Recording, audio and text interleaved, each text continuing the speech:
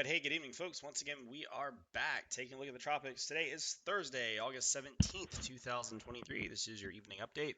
We are back talking about the latest in the tropics, both the Atlantic and Pacific basins, as both of them are going off here tonight.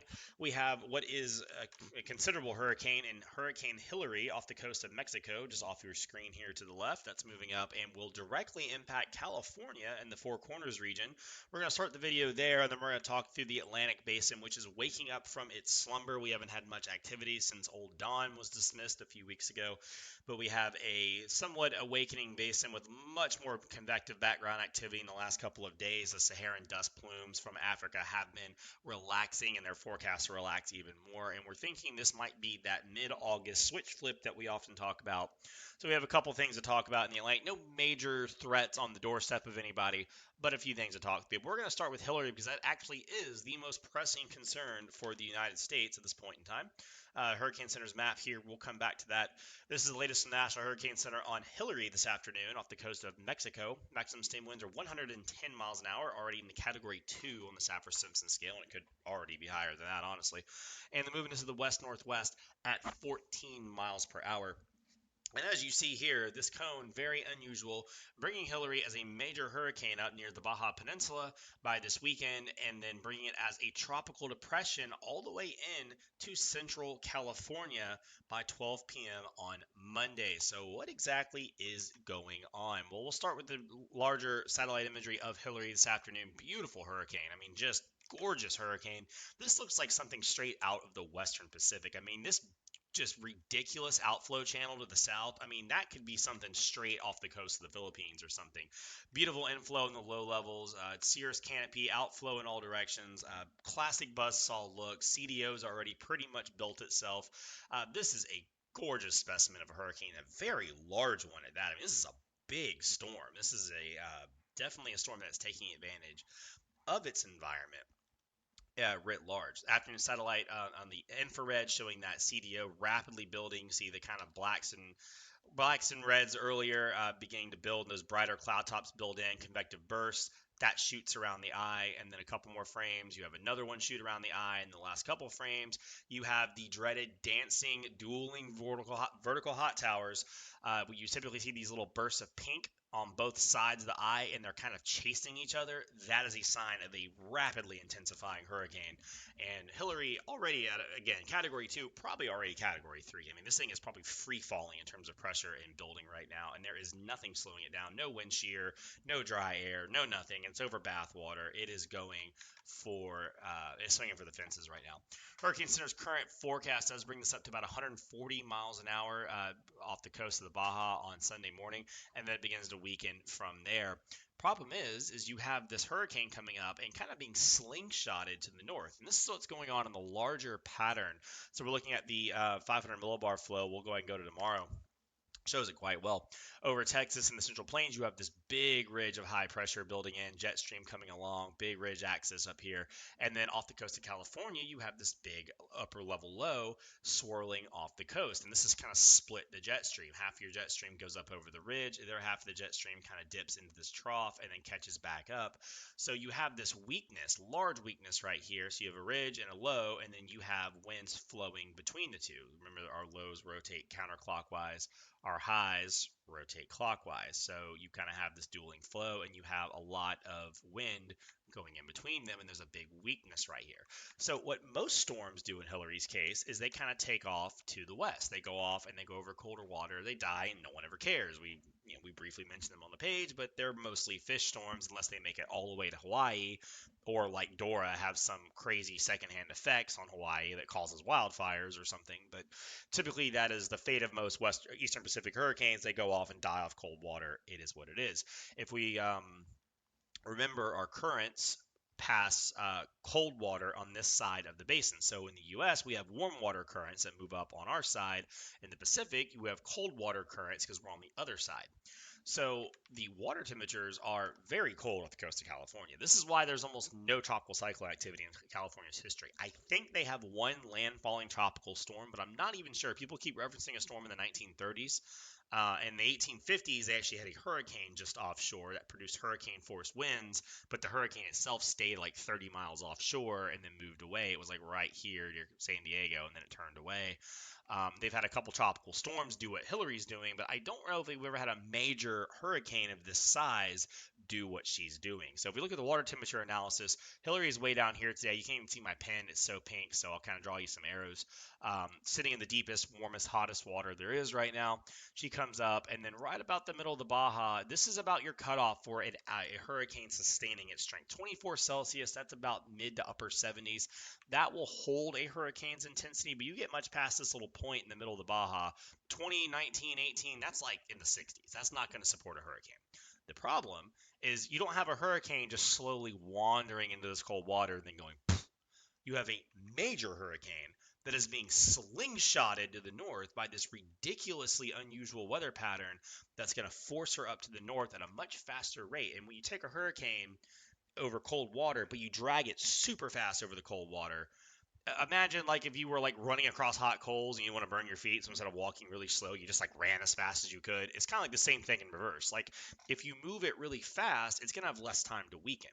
So we're talking about bona fide tropical storm to potential hurricane impacts for the southeast, southwestern U.S. I mean, Hillary will not be a hurricane by the time it gets up to the California coast, but some of the wind gusts, especially near the coast, they could get up that high. GFS kind of shows what happens. Hillary comes up. This is Sunday morning. Again, right here, she's right about that. Remember that cold water cutoff is basically right here. But this is Sunday midday, and then by Monday morning, so again, 12 and 24 hours, she makes this entire journey from the middle of the Baja all the way up. That's several hundred miles that storm covers in 24 hours. It's going to be moving. I mean, this is a huge split flow. That's going to be rocket fuel to get this thing moving northward. So Hillary moves in. You can see the GFS takes a bona fide closed cyclone right into the Southern California coast. And again, if I was a hurricane and I was trying to get into California the most efficient way possible, I would stay just off the coast and come in just like this, exactly what the GFS does. Because if I can take advantage of some of the Gulf of California's warm water and stay just far enough away from the mountains of western Mexico to get some of the vorticity help, but not actually get the terrain influence and interference, that's the ticket, and I think that's what Hillary's going to do. So we have a definite serious situation on our hands. A lot of rainfall coming with this. Weather Prediction Center's maps here. I'll show you a little bit more detail here on Weather Bell. Massive swath of rain coming in. This has got a huge rain shield with it. And again, these rain totals don't look ridiculous. I mean, this is through Wednesday morning, and you're talking about 2, 4, 6, 8 inches in pockets. And, you know, if you live on the Gulf Coast or Florida, you're like, okay, 8 inches. You know, I get that in a thunderstorm in the afternoon. Come on. And you don't really. But, you know, I mean, if I said, oh, you know, central Louisiana is going to get 6 inches of rain in a tropical storm, it'd be like, well, that's noteworthy, but we're not going to evacuate the state for it, you know what I mean? But in the desert Southwest, with the terrain and the soil not being able to take moisture and being abnormally dry anyway in a lot of these areas, this is going to be a ridiculous flood. Mudslides and flash flooding, true legit flash flooding, like wall of water type flash flooding into like mostly dry riverbeds and such, like the debris flows and all the crazy videos you see out west there when it does rain in the desert. This is not normal. I mean, this is going to be a ton of rainfall in a short time. And folks down here really need to be ready. European wind gusts don't show probably the actual wind gust potential here.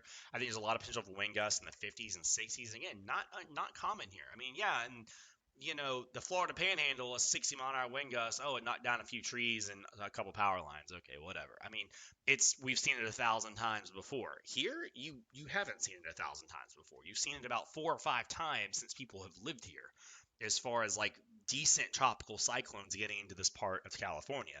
Yeah, you get the monsoon. Yeah, you get some gusty winds and some afternoon thunderstorms in the summer, but not like this. I mean, you're not talking about slingshotting a major hurricane up into this area within 24 hours. So this is a big deal, and folks here really need to be paying attention and taking this seriously, because Hillary is going to be a monster by, you know, midday Saturday, and then that's a lot. I mean, this is a lot of hurricane to wind down, especially when she's up here and still real strong in that short of a window. So yeah, it's going to weaken. Yeah, it's not going to be a major hurricane when it hits California, but it's going to be a significant storm, and it is not going to weaken as fast as people think it's going to. given the setup. So folks here really need to be paying attention to this. But we're going to go ahead and get back over to the Atlantic Basin as we have some stuff to talk about over here. Hurricane Center watching 3 areas tonight. And this is really the 2 we want to focus on in the short term is the area in the Gulf and this little guy right here. This wave off the coast of Africa very well could get named. It's going to probably be a fish storm. This one stays out. This wave's going to wander off to the west for several days, and it's going to wind up in this kind of dead zone near the Bahamas, north of Hispaniola. And then we also have this wave in the Gulf of Mexico. So we'll start there. And European model shows this one pretty well.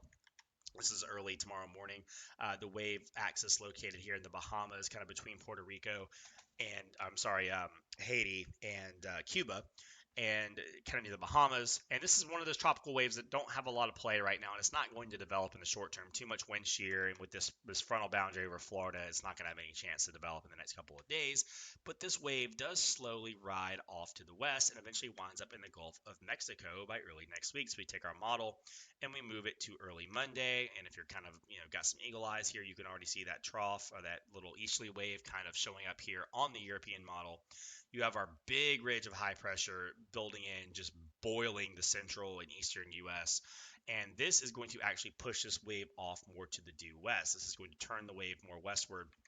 It's going to push it towards Texas. So for now, it looks like the Gulf Coast, very much the coastal regions like I-10 corridor could get some rain from this, but it does look like the wave is going to mostly push off to the west. Now, the European and the GFS do show some development south of Louisiana near the Texas coast. So if you're in Corpus Christi, Rockport, Houston, Galveston, it's something to keep an eye on. We do not expect a major developing hurricane right here. The wind shear pattern is not going to be favorable with this big high sitting right here and causing all this upper wind and whatnot. It's not going to be the most picture perfect environment. The Gulf is very warm, yes, but you've got to have some help from the upper levels, and you're not going to have a ton of it here. But I mean, central, Texas, southern Texas, eastern Texas, west Louisiana, probably want to keep an eye on this as it moves in. I mean, it could sneakily pick up near shore, get a little of a pocket of favorable winds, and do its thing. And then again, I guess the more broader Gulf Coast can expect some rainfall from this as it moves through. This might break some relief in the heat. Otherwise, it's going to be very hot next several days, because this ridge is just ridiculous in its own right. But when you put Category 4 hurricanes on the backside of 600 decameter ridges at 500 millibars, this is what you get, and no one knows what I just said. So moving right along, we also have, again, our 2 other waves here. They don't show up very well on the European run, but you can see as I move this a little bit forward into the middle of next week, we do have our areas right here and here.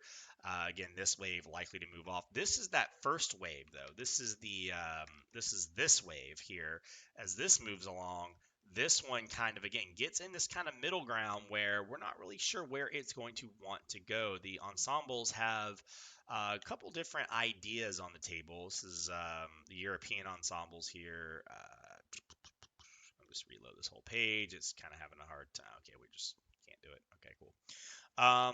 Don't know why it's not wanting to zoom out any more than that, but anyway, you can see here on the edge of the European model, we'll just do our best here. You can see there's a lot of members right here near the Bahamas that are showing potential for a decently strong storm, and that is what this little guy here is. And it kind of gets trapped in this no man's land where a trough comes down, but it may not be strong enough to pick it up. The trough leaves, and then you kind of have this building of a high, and sometimes these storms like to move back off to the west when that happens. But if this high is also here, then you've kind of got a bridged high, and then you kind of got a storm sitting under it with no particular place it wants to go, and it may just kind of sit for a couple of days.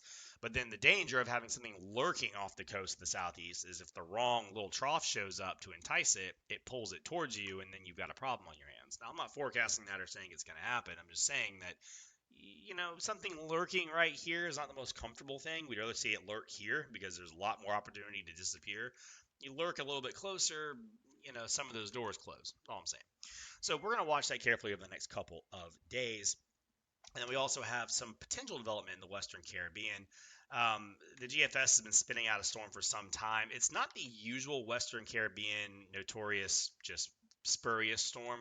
It's actually been showing some development in the Eastern Pacific that crosses over into the Western Gulf of Mexico but I don't know for sure yet if that's something we're actually going to see. But that is something actually common in El Nino years. You see the activity start over here, and then it actually bleeds over into the Gulf. That's a potential storm outlet, and then you'd have another storm in the Gulf to watch. But again, we're talking about the end of the month here. So you can see by the end of the month, the European shows not one, not two, but three storms. So it does look like it's going to pick up. The question is, are any of these storms actually going to get to the U.S. and be of impact? You know, you have the Gulf, the first Gulf one, the second Gulf one, this guy, and this guy. Again, this one could be an issue. The first Gulf one could be an issue for Texas, and then this is kind of a wild card. Point being is that we do have a lot more activity, and as we go to the second half of August, it is not going to be as quiet as the first half of August, and we're going to have things to track. So that's what I got for you guys tonight on your topical update. Again, no major threats for now, but a few things to watch in the Atlantic, and then Hilary, a significant threat to the southwest U.S., and then the rainfall up the eastern or up the western Pacific coast and even into like the upper plains and upper Rockies is going to be pretty significant. So please keep an eye on that stuff, guys. Please pay attention to it. It's not a joke, you know, it's a real thing and it's going to be serious. So that's what I got for you guys tonight on your topical update. As always, thanks for watching.